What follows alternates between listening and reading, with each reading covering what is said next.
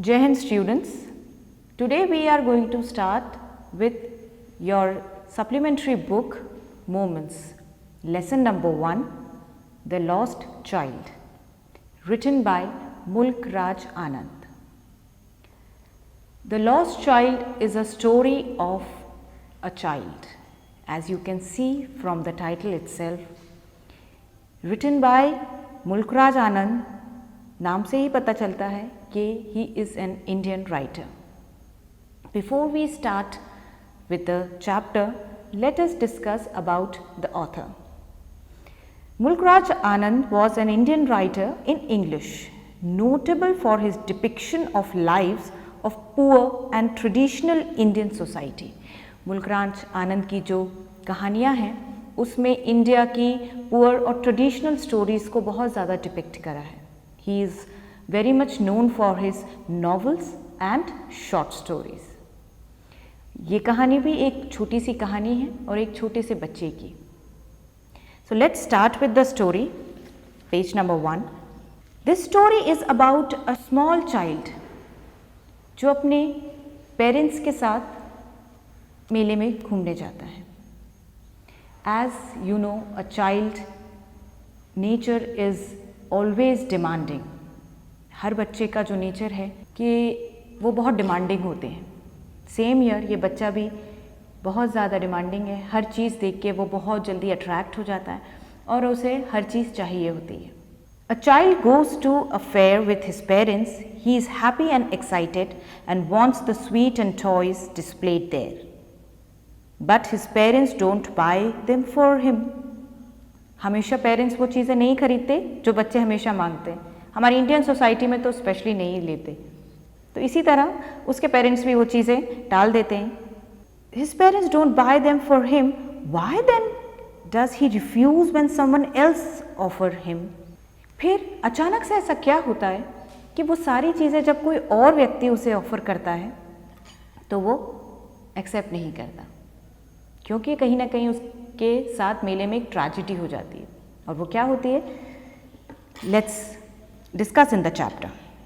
It was the festival of spring. From the विंट्री shades of narrow lens and LA emerged a gaily clad humanity. Some walked on road on horses, others sat, being carried in a bamboo and bullock carts.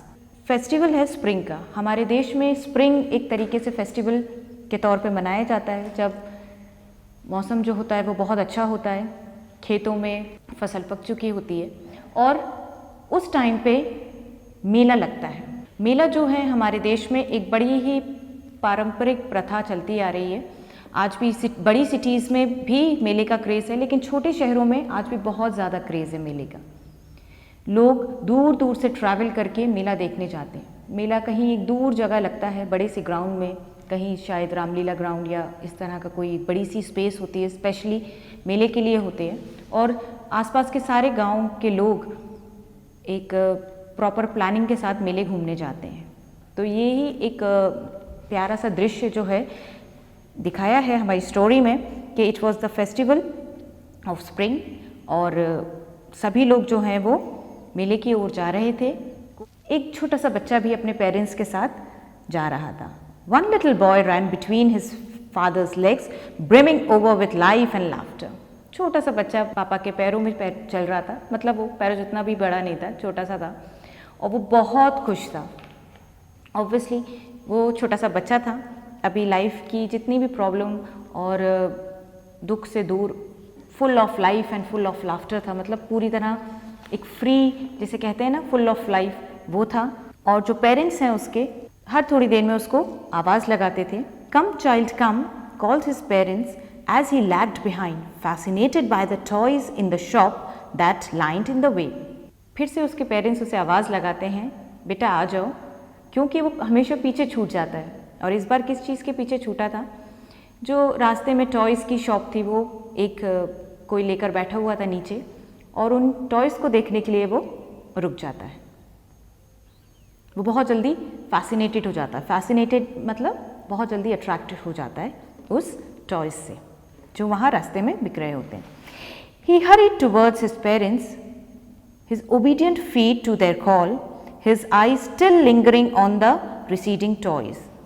पापा की आवाज़ पर वो जो भगता हुआ चला तो जाता है, लेकिन उसकी नज़रें अभी तक उस टॉयज़ पर होती हैं जो वहाँ पर रखे हुए होते हैं।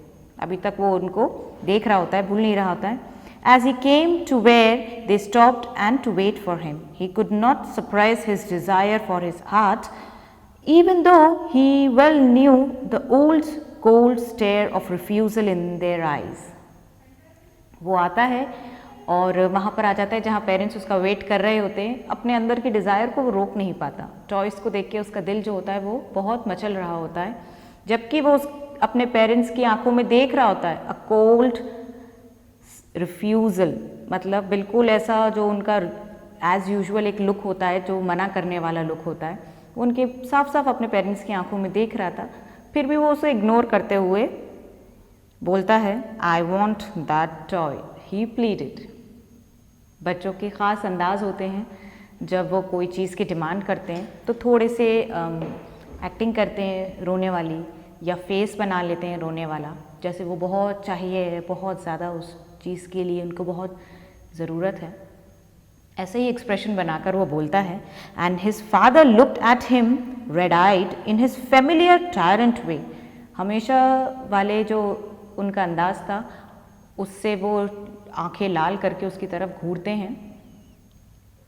His mother melted by the free spirit of the day was tender. उसकी माँ जो थी आज बहुत अच्छे मूड में थी और वो बच्चे को बड़े प्यार से बहला लेती हैं, उसको डाइवर्ट कर देती हैं, आओ बेटा आओ, देखो मैं तुम्हें क्या दिखाती हूँ, और उसको वहाँ से ले जाती हैं। Giving him the finger to hold said, look child what is before you, देखो तुम्हारे पीछे क्या है। उसको ले जाती हैं और जैसे ही वो बच्चा टर्न होकर देखता है, it was flowering mustard field, pale like melting gold as it swept across miles and miles of even land. जैसे ही बच्चा पलटता है तो पीछे क्या देखता है, एक बड़ा सा खेत होता है सरसों का। सरसों का खेत हम जानते हैं कि जब वो पूरी तरह से ब्लूम हो जाता है तो इट टर्न्स येलो कलर, पूरे फ्लावर्स जो होते हैं उसके ब्लूम हो जाते हैं, खिल जाते हैं, फसल पक जाती है और वो बहुत ही सुंदर दिखाई देता है। ऑथर ने बहुत खूबसूरती से एक्सप्लेन करा है कि ऐसा लग रहा है किसी ने सोना पिघलाकर खेत में डाल दिया। सूरज की रोशनी में वो पीले पीले फूल जगमगाते हुए दिखाई दे रहे हैं और उन पर बहुत सारी ड्रैगन फ्लाइज, बटरफ्लाइज मंडरा रही हैं और उस सीन को बहुत ब्यूटीफुल बना रही हैं। A group of dragonflies were bustling about on their gaudy purple wings, intercepting the flight on a lone black bee or butterfly in search of sweetness from the flower। बहुत ही beautiful picturise करी है author ने mustard field की। सरसों का खेत वाकई देखने में बहुत सुंदर लगता है, बहुत खूबसूरत लगता है। अक्सर हमने टीवीज़ में, वीडियोज़ में, मूवीज़ में सरसों के खेत देखे हैं और उसको यूज़ करते हुए भी देखा है लोगों को कि वो किस तरह से जाकर वहाँ एकदम उसकी खूबसूरती में मुग्ध हो जाते हैं। The child followed them in the air with his gaze. Child जो था ये बटरफ्लाइज, ड्रैगन फ्लाइज को देख के एकदम बहुत ज़्यादा अट्रैक्ट हो गया था और उनके पीछे भाग रहा था। Till one of them would still its wing and rest and he would try to catch him, but it would go fluttering flapping up in the air. पूरी तरह कोशिश कर रहा था भागने की उनके पीछे, किसी तरह वो एक ना एक तितली को पकड़ ले और वेट कर रहा था कि कोई तितली कहीं जाके थोड़ा सा बैठे, उसके जो विंग्स हैं वो स्टिल हों और वो उसके फिंगर के नीचे आ जाए। बस एक तितली को वो पकड़ने ही वाला था कि उसकी मम्मी फिर उसको आवाज़ दे देती है, क्योंकि वो फिर पीछे छूट जाता है, पेरेंट्स आगे निकल जाते हैं। But it would go fluttering, flapping up in the air when he had almost caught in his hand. Then his mother gave a cautionary call, come child come on the footpath। बच्चा वापस पलट के अपने parents के पास चला जाता है। He ran towards his parents gaily and walked abreast of them for a while, being however soon left behind, attracted by the little insects and worms along the footpath that were teeming out from their hiding place to enjoy the sunshine। Footpath यहाँ पर वो नहीं जो हम लोग road पर देखते हैं, वो नहीं, बल्कि एक छोटी सी पगडंडी को कहा गया है जो खेतों के बीच में अक्सर बनाई जाती है चलने के लिए, आने जाने के लिए, ताकि जो खेत हैं वो किसी पैरों से रून ना हो। तो ये पीछे छूट जाता है बच्चा खेत में, फिर उसके पेरेंट्स आवाज़ देते हैं बेटा आ जाओ और फुटपाथ पे चलो हमारे साथ साथ। पेरेंट्स कहाँ जा रहे हैं? फेयर की तरफ जा रहे हैं सब लोग मेले की तरफ जा रहे हैं, और बच्चा हर थोड़ी देर में किसी ना किसी चीज़ से अट्रैक्ट होके छूट जाता है। उसे हर चीज़ अच्छी लग रही है आज, उसे हमेशा से ही बच्चों को हर चीज़ से अट्रैक्ट हो जाते हैं बहुत जल्दी से, तो वो फिर आगे बढ़ जाते हैं और फिर वो थोड़ी देर में पीछे छूट जाता है, क्योंकि फुटपाथ पे वो क्या देखता है? डिफरेंट टाइप के इंसेक्ट्स देखता है। ऑब्वियसली खेतों में हमें वो तरह के इंसेक्ट्स दिखते हैं जो हम आम तौर पे घर पे नहीं दिखते, डिफरेंट डिज़ाइन के, डिफरेंट कलर्स के, तो वो उन्हें देखने में बिजी हो जाता है जो अपने घर में से बाहर निकल रहे थे, सनशाइन एंजॉय कर रहे थे उस दिन। Come child come, his parent called him the shade of grove where they had seated themselves on the edge of well. He ran towards him. उसके पेरेंट्स फिर उसे आवाज़ देते हैं कि बेटा आ जाओ, क्योंकि वो फिर पीछे छूट चुका है। और पेरेंट्स वहाँ आगे जाके थोड़ा सा ग्रोव में, ग्रोव यानी एक छोटा सा उपवन, बगीचा, वहाँ जाके रेस्ट कर रहे थे कुएं के किनारे, थोड़ा सा सुस्ता रहे थे। बच्चा फिर उनकी तरफ भागता हुआ जाता है। A shower of young flowers fell upon the child as he entered the grove, and forgetting his parents, he began to gather the raining petals in his hands. बच्चा भागता हुआ जैसे ही जाता है और जैसे ही एंटर करता है उस गार्डन में, ग्रोव में, तो वहाँ पर लगे फूल उस पर झड़ने लगते हैं। वो फिर से अपने पेरेंट्स को भूल जाता है और वो झड़ते हुए फूल जो होते हैं, रनिंग पेटल्स, वो जो फूल झड़ रहे होते हैं उस पेड़ में से, उन्हें कलेक्ट करने लगता है। But lo, he heard the cooing of dove and ran towards his parents. मगर वो इकट्ठे कर ही रहा होता है कि अचानक से ही उसे डव की आवाज़ सुनाई देती है। Cooing of a dove. Dove is a beautiful bird. उसको वो आवाज़ सुनाती है and starts shouting, the dove, the dove. The raining petals drop from his forgotten hands.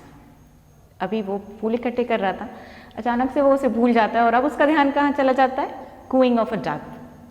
Dove की आवाज़ पे जाता है और वो पेरेंट्स से कहता है कि सी लुक डव डव, और इसी बीच उसके हाथ से वो जो इकट्ठे करे हुए फूल होते हैं वो झड़ चुके होते हैं वापस। Come child come, they call to the child who had now gone running in the wild capers round the banyan tree and gathering him up they took the narrow winding path which led to the fair through the mustard field. बच्चा फिर पीछे छूट चुका है, अब की बार कहाँ? Banyan tree के आसपास चक्कर लगा रहा है, खेल रहा है वहाँ पर, और फिर उसके पेरेंट्स जो हैं आवाज़ दे रहे हैं, क्योंकि अब नैरो फील्ड जो है, वो नैरो रास्ता जो है ख़त्म हो गया है। अब वो लोग मस्टर्ड फील्ड से थोड़ा सा आगे निकल गए हैं, बड़ा हो गया है रास्ता। फिर उसके पेरेंट्स आवाज़ देते हैं कि कम चाइल्ड कम। ध्यान देने वाली बात यह है कि जब भी बच्चा पीछे छूट रहा है, हर थोड़ी देर में उसके पेरेंट्स उसे आवाज़ दे रहे हैं। पेरेंट्स बच्चे को किसी भी पल नहीं भूल रहे, लेकिन बच्चा हर थोड़ी देर में अट्रैक्ट हो जाता है और वो भूल जाता है कि वो अपने पेरेंट्स के साथ जा रहा है। कहानी को आगे बढ़ाते हैं।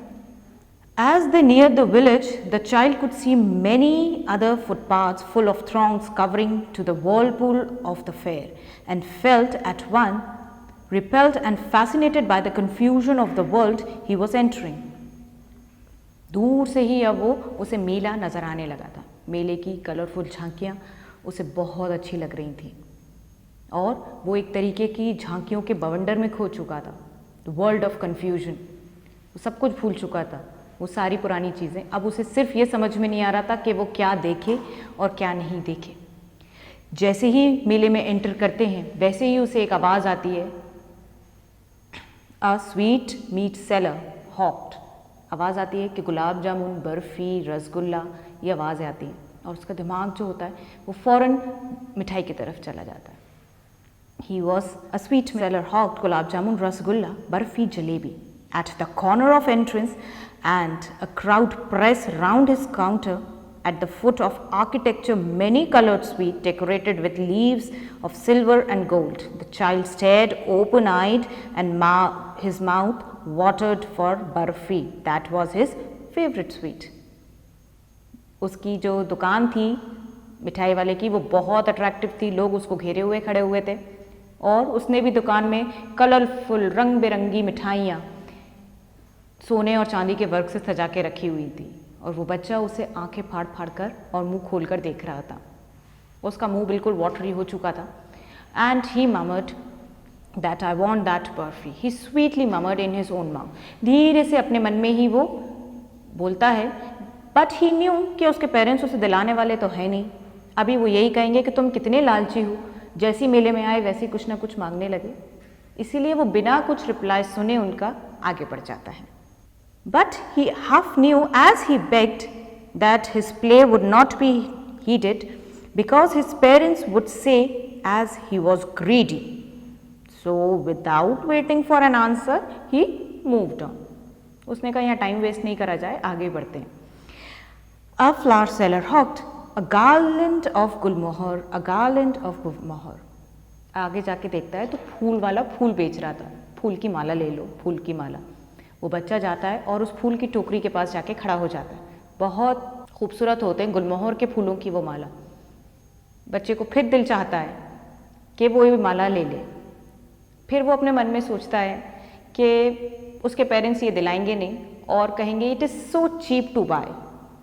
इसीलिए वो ये सोचता है और फिर उनका जवाब बिना सुने ही वो आगे बढ़ जाता है।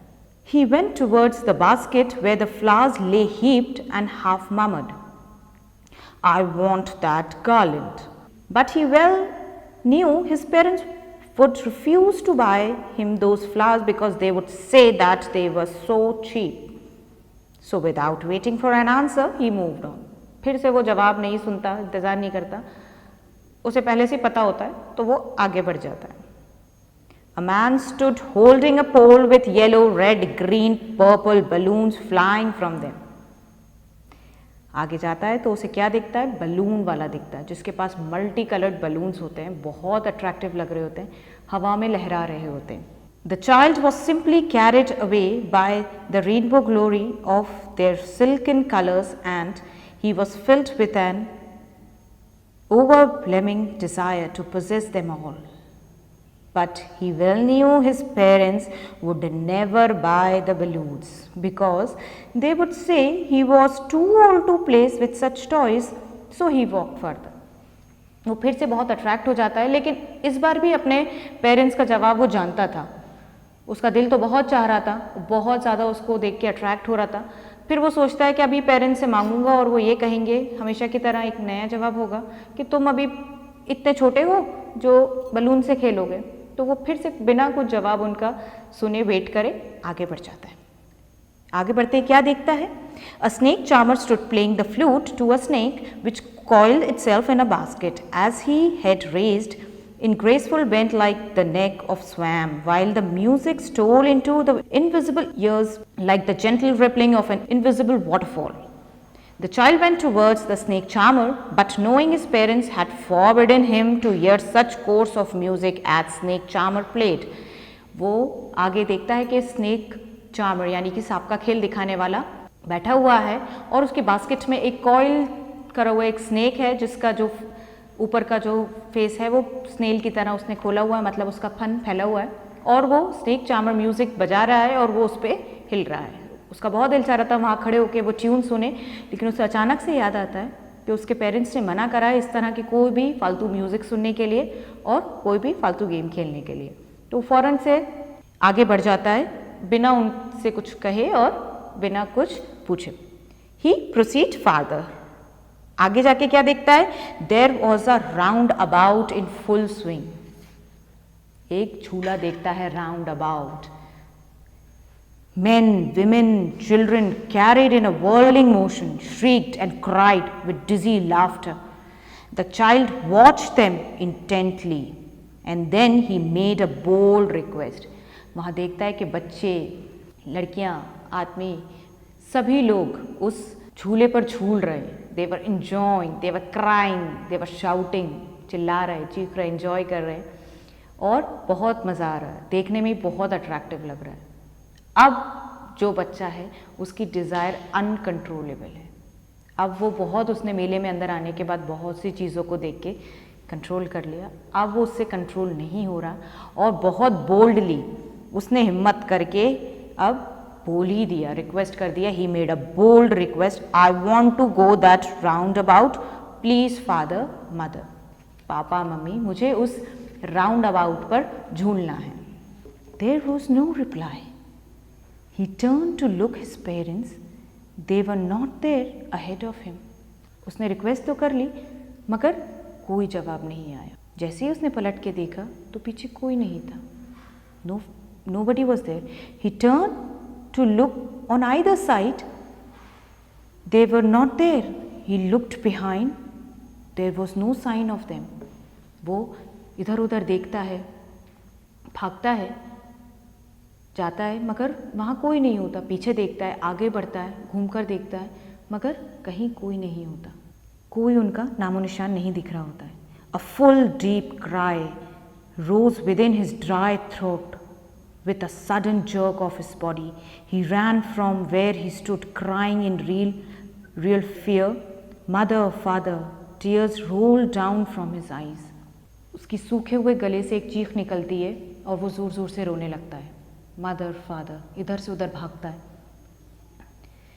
Tears rolled from his eyes, hot fears, his flushed face was convulsed with fear. उसे वो झटके से उसका चेहरा हिलने लगता है, काँप रहा होता है और उसके आंसू बेतहाशा बह रहे होते हैं। बहुत पैनिक होता है, बहुत स्ट्राइकन होता है। उसे कुछ समझ में नहीं आ रहा होता है क्या करे, क्योंकि अभी तक उसके मेले में वो बहुत खुश था। अचानक से उसके पेरेंट्स नहीं दिख रहे थे तो वो बहुत ज़्यादा घबरा जाता है। ही वेल्ड, रोने लगता है। His yellow turban became untidy and clothes became muddy. उसकी जो पीली पग पहना होता है वो खुल जाती है और उसके कपड़े भी गंदे हो जाते हैं। पागलों की तरह बेतहाशा इधर से उधर भाग रहा होता है और चीख रहा होता है, mother, father. He stood defeated, he cries, suppressed his into sobs. A little distant on green grass he could see through his filmy eyes men and women talking. He tried to look intently among the patches of bright yellow clothes, but there was no sign of his father, mother among these people who seemed to be laugh and talk just for the sake of laughing. He ran quickly, this time to a shrine of people seemed to be crowding. वो जाता है एक भीड़ में, कहीं शायद उसे उसके पेरेंट्स दिख जाए। उसे लगता है कि शायद इस भीड़ में हूँ या इस पोल के पीछे हूँ, लेकिन वो सब जगह देखता है मगर कहीं उसके पेरेंट्स का नाम और निशान नहीं होता। इसी आस में अपने पेरेंट्स को ढूंढते हुए आगे एक भीड़ जमा होती है मंदिर के दरवाजे पे। तो वो सोचता है कि शायद मेरे पेरेंट्स मुझे यहाँ मिल जाएं और वो उस भीड़ में जाने लगता है। But he ran through the peoples leg, his little sob lingering, mother, father, near the entrance of the temple. बिना सोचे उस भीड़ में वो बेतहाशा पैरों ही पैरों में, छोटा सा बच्चा था, सबके पैरों में चलता हुआ अंदर जा जाता है, भीड़ में अंदर चला जाता है और उसकी एक गुहार कोई नहीं सुन रहा होता है और वो सिर्फ एक ही बात चिल्ला रहा होता है, मदर, फादर, मम्मी, पापा। लेकिन उसके माता पिता कहीं नहीं होते। The crowd became thick, men jostled each other, heavy men with flashing murderous eyes and hefty shoulders. The poor child struggled a thrust away between their feet, but knocked to and fro by their brutal movements. He might have been trampled underfoot. He had not shrieked at the highest pitch of his voice, Mother, Father. A man in the surging crowd heard his cry and stooping with great difficulty, lift him up in his arms. वो बच्चा उस भीड़ में पैरों तले रुनने ही वाला था कि अपने ज़ोर से हाईएस्ट ऑफ हिज पिच वो चिल्लाता है, मम्मी पापा, मुझे मम्मी पापा चाहिए। कोई उस भीड़ में उसको नहीं सुन रहा होता है। तभी एक जेंटलमैन कानों में उसकी आवाज़ जाती है और वो उसे बड़े प्यार से, बहुत मुश्किल से उस भीड़ में से, उस पैरों में से बचाकर बाहर लेकर आता है और वो बच्चा जो है खो चुका है। तो this is how the child lost in the fair. ये कहानी जो है इसी बच्चे के बारे में है जो खो जाता है अपने माँ बाप से, बिछड़ जाता है। कहानी का पहला भाग हम यहीं समाप्त करते हैं। अगले भाग में देखेंगे कि आगे ऑथर ने आगे कहानी को किस तरह बढ़ाया है, जानेंगे नेक्स्ट पार्ट में। So let us and up this part. I hope इतना पार्ट आपको समझ में आया होगा। पार्ट 2 में हम इसकी कहानी को आगे पढ़ेंगे। जय हिंद स्टूडेंट्स, टेक केयर।